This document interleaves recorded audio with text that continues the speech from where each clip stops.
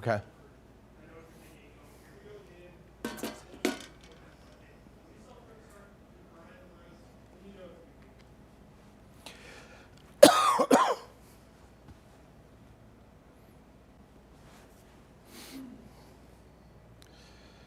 Whew.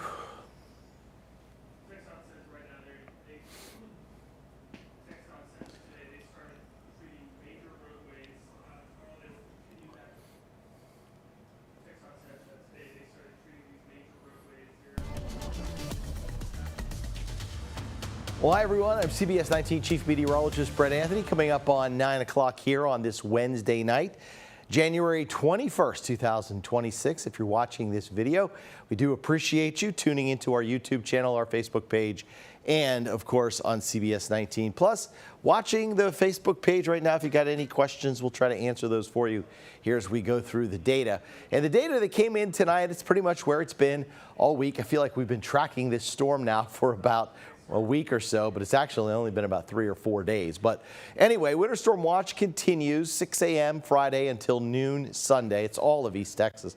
There is not a county that is not under a winter storm watch right now. The only question is, when will we be upgraded to a winter storm warning? I'm sure we will at some point between now and Friday, but it's just a question of when that will happen. But everywhere in the blue, winter storm watch. All right, let's take a look at the satellite and the radar picture. A couple of interesting things going on here tonight when we look at the satellite and the radar picture. One, of course, the sky is clearing out. We had rain. There may be some fog that develops, and then there are clouds that are moving back in. That's tomorrow's weather. We'll have a cloudy day. It'll be a day where you can prep and get ready for the weekend. But I wanted to show you what was going on out here off the West Coast. All right, so you know how during tropical season we have the hurricane hunters that go out. They leave usually somewhere in Florida or maybe Alabama, Mississippi, and then they fly into the storm and they drop weather instruments into the storm, and then that data is fed back to the National Weather Service, to the National Hurricane Service or National Hurricane Center, and they get a better feel for what's going on with the storm.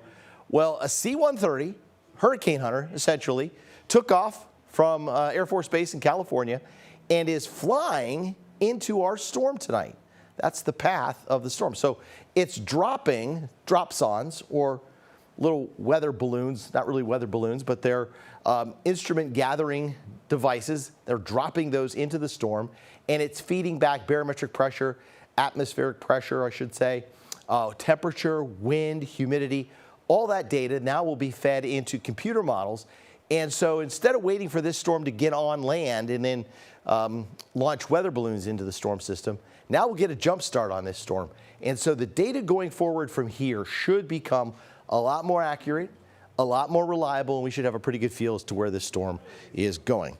We got a number of folks watching tonight, and I appreciate you guys all tuning in here. Of course, you can share this stream, or also share the page, or like and subscribe to the YouTube channel anytime you want.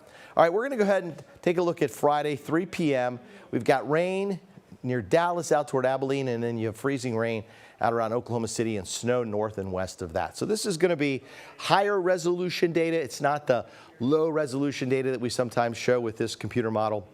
This is a little more high res, and so it kind of narrows down the small little squares that it's looking at. Instead of being a broader picture, it's taking a smaller snapshot and then putting that all together and depicting what will happen.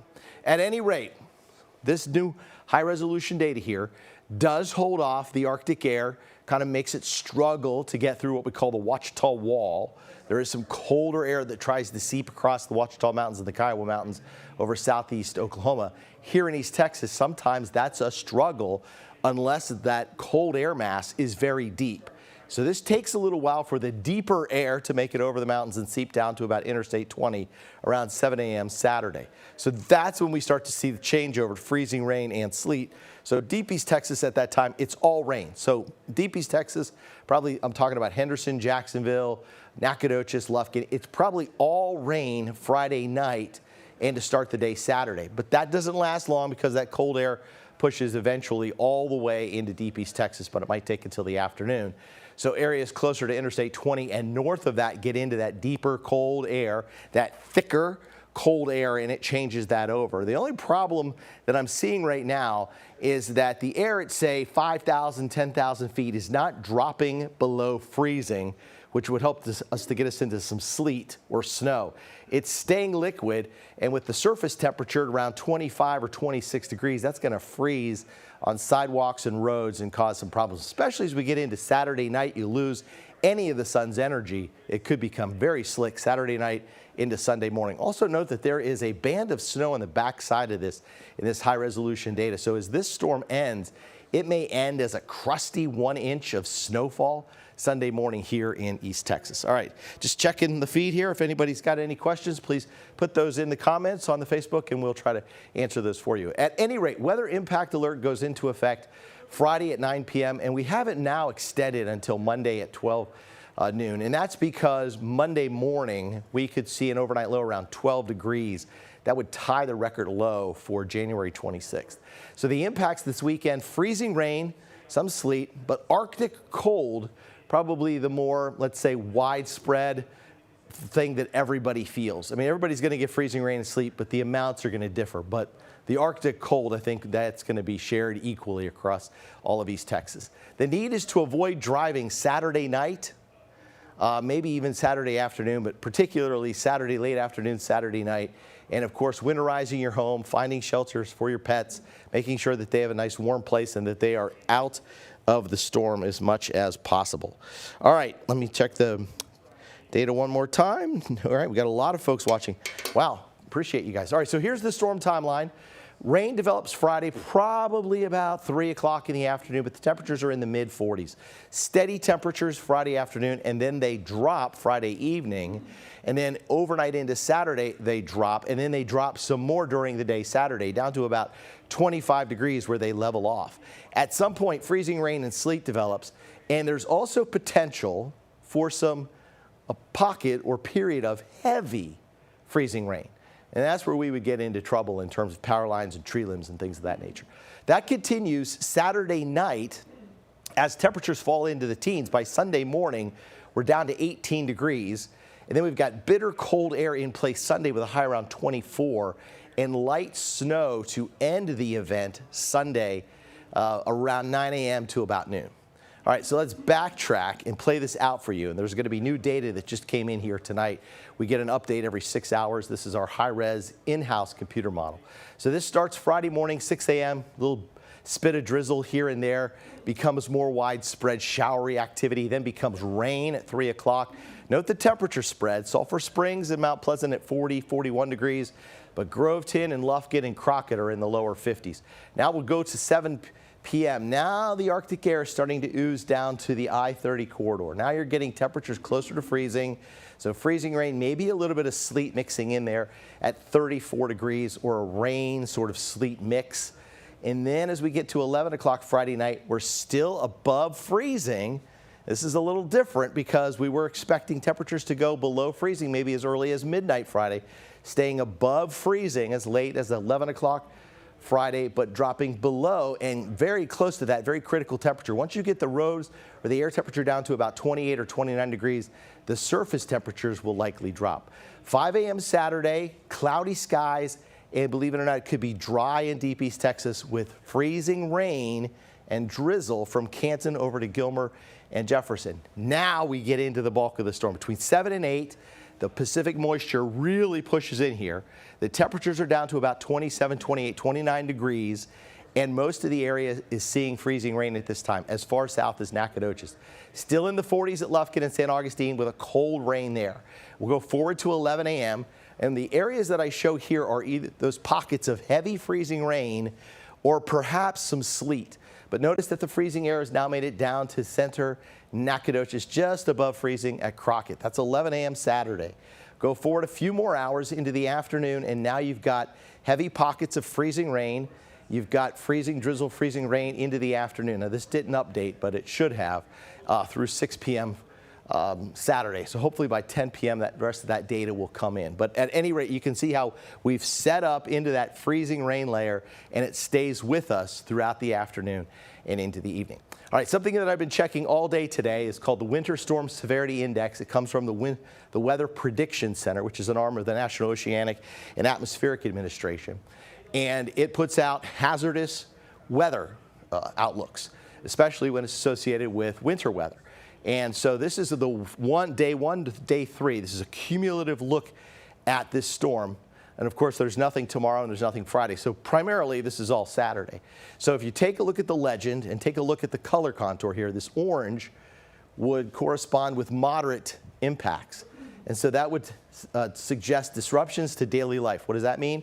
Hazardous driving, possible closures to some businesses, and power outages may occur anywhere in this orange. It doesn't mean everywhere, but somewhere in this orange. Same holds true for the major impact areas from Hopkins County over into Morris County and up into Bowie County and Red River County, and even a little sliver here of Nacogdoches, Rusk, and Shelby County. So that would be considerable disruptions where we would have widespread power outages. But again, it could happen anywhere in that red. Doesn't mean it's going to happen, but it sets the stage for up to a ½ inch of ice or more in those areas, and that's where we start to get into trouble. And one of the computer models, this is the European data that came out, and it has been pretty consistent. It's keeping the heaviest ice accumulations along and north of Interstate 20 with lighter amounts down to the south. But it can only take about a ½ inch of ice accumulating on tree limbs or power lines that can cause those power lines to sag and break, and then for you to lose power. So even though we're showing lighter amounts down in Lufkin, not definitely out of the woods for sure. Of course, it looks like the bigger impacts will be along Interstate 20 and to the north, where those contour colors correspond with a ½ inch to about ¾ of an inch of rainfall. The National Weather Service in some of their briefings today has suggested that there's at least a 50% chance that we have a ½ inch of ice somewhere in East Texas. In fact, they painted that picture from Tyler up to the northeast with greater chances for that ½ inch of ice closer to the Arklatex. So this jibes with what the Weather Service is saying. I feel like that's going to be pretty good once we get it. Again, it's more of that recon data in from that Hurricane Hunter out in the Pacific. We'll be able to fine-tune these numbers even better as we go forward in time. But zooming in here, you can see that purple ½ inch of ice to that dark purple ¾ of an inch of ice to that inch of ice in southwest Arkansas, really setting up from Tyler along Interstate 20 out to the east to Shreveport, up to the northwest toward southwest Arkansas, and then out toward Mount Pleasant on Interstate 30.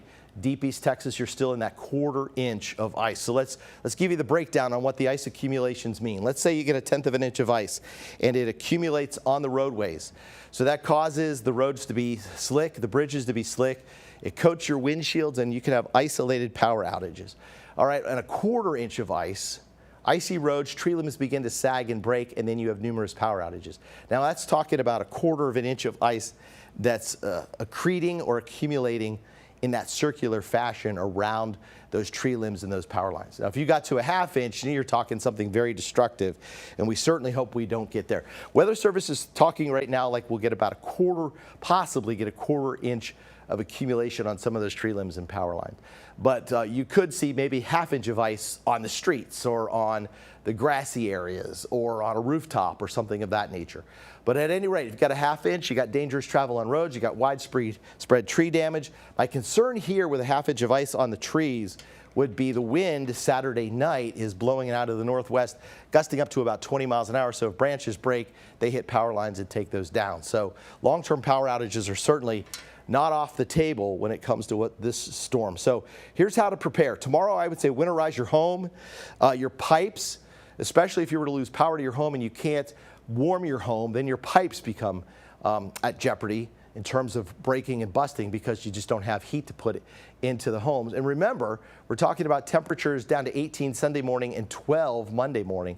If you have an alternate backup source of energy, time to check that tomorrow. Make sure it's powered up, ready to go. Windshield wipers are ready to go.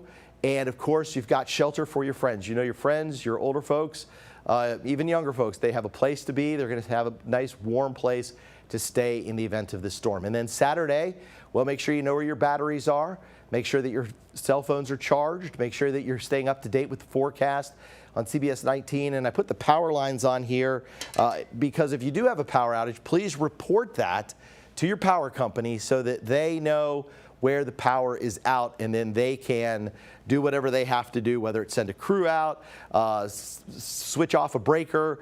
They have different ways of transferring power to other lines to get folks all up to date and keep the lights on for everyone. So make sure you're doing that, just kind of helping out everyone. All right, so anyway, here's the Baylor Scott & White Texas Spine and Joint Hospital 10-day forecast. So yeah, tomorrow's definitely the best day out of the next 10 as we're up to 59 and it's just cloudy.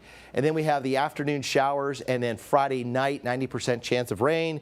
That changes over to freezing rain Saturday, and it's freezing rain. There could be some sleet mixing in, but I got to tell you, looking at the atmospheric profile that I'm seeing here, this is primarily a freezing rain event.